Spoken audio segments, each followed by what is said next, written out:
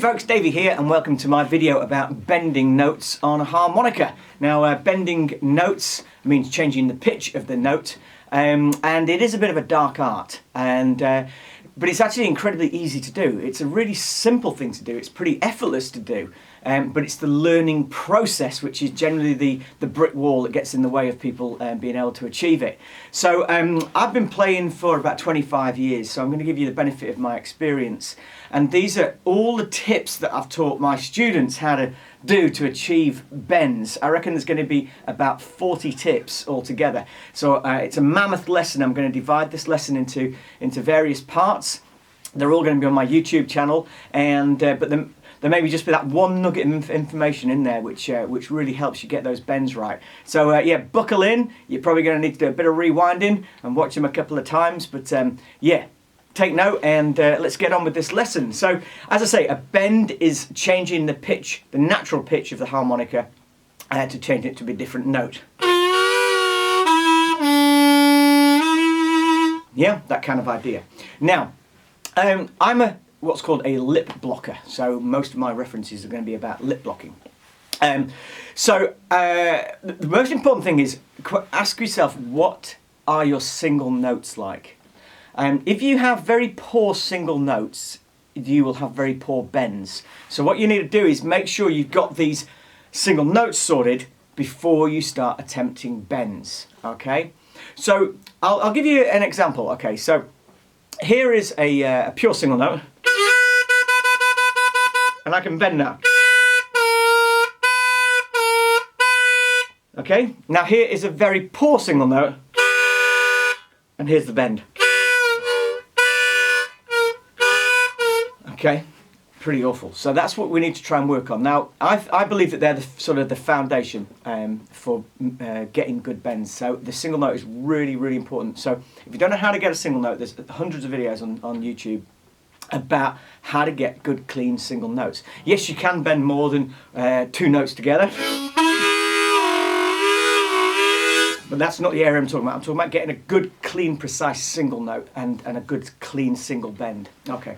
Now, the next idea is to think about which hole is the easiest to bend. Okay, and it's generally thought of that hole number 4 is the easiest to bend. Okay.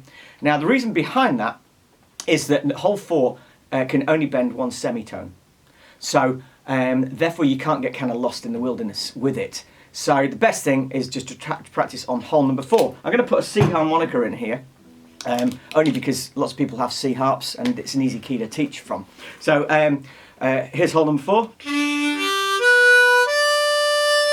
Okay. And I say it only bends one semitone.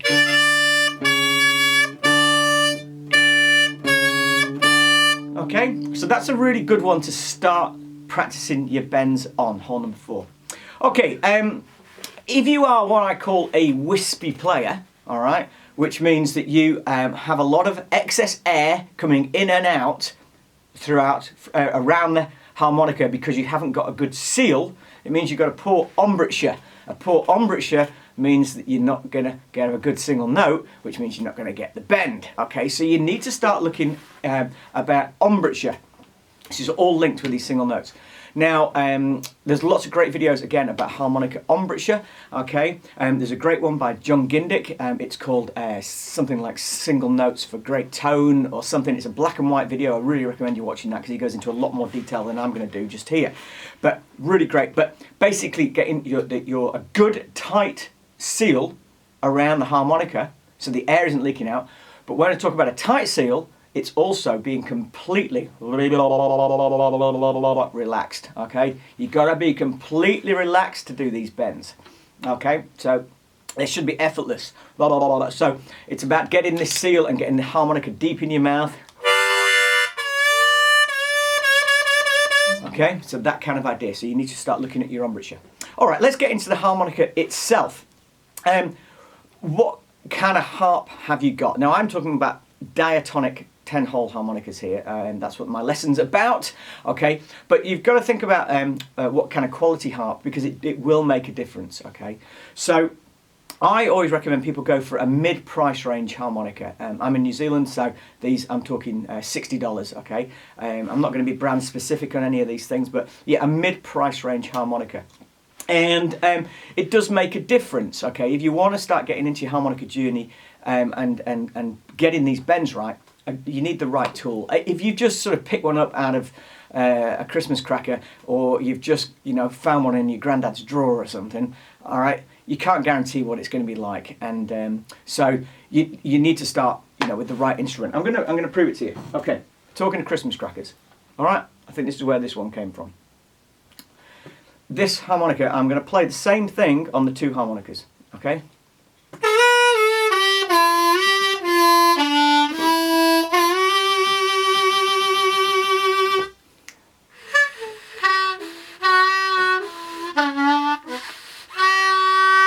Okay, you've got no hope in hell of getting bends on that harmonica, okay? Just absolutely awful. So you need to think about the instrument that you're playing. Here's a couple of harmonicas I'll demonstrate on as well. Here's a Suzuki Easy Rider, okay? Cheap harmonica, fine for just kind of messing about on, but it's a pretty cheap harmonica versus Lee Oscar, okay? Both in the key of G.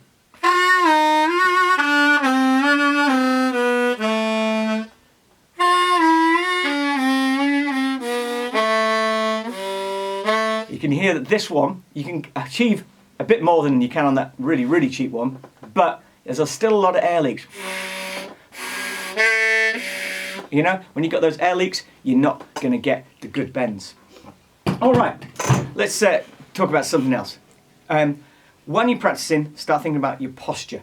Okay, now, I often have students come to me and they'll bring a piece of paper or some instructional stuff or whatever, harmonica book, okay, and they will practice by putting it on the floor, okay.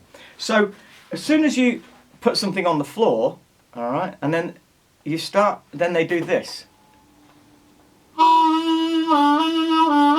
okay, and that posture there is not going to aid your bends, okay. So first thing you need to do, invest in a music stand. Get a music stand and stick the book or whatever you're looking at eye level, okay. The next cheapest tip, buy some Blu-tack. Stick something to the wall. And what you want to do is you want to either sit upright or stand upright. Because what happens when you do this is not only does it mess around with the shape of up here for your embrasure, which you've been working on, but it also crushes your diaphragm. Okay, and when it crushes your diaphragm, that's going to affect your breathing, okay, and the breathing, actually I'm going to go into a lot more detail later in the video, but this bit here is essential, absolutely essential, so you don't want to crush this. Now the other interesting thing is about playing like this on your knees and resting on your knees, is that when you do that, you're dribbling into your harp, and that harp is getting full of snot, and when that harp gets full of snot, those reeds ain't going to work properly, okay? So you need to think about how that's your posture and whether you're dribbling into your harp and all of that. Well, on that note, we'll move on to video 2.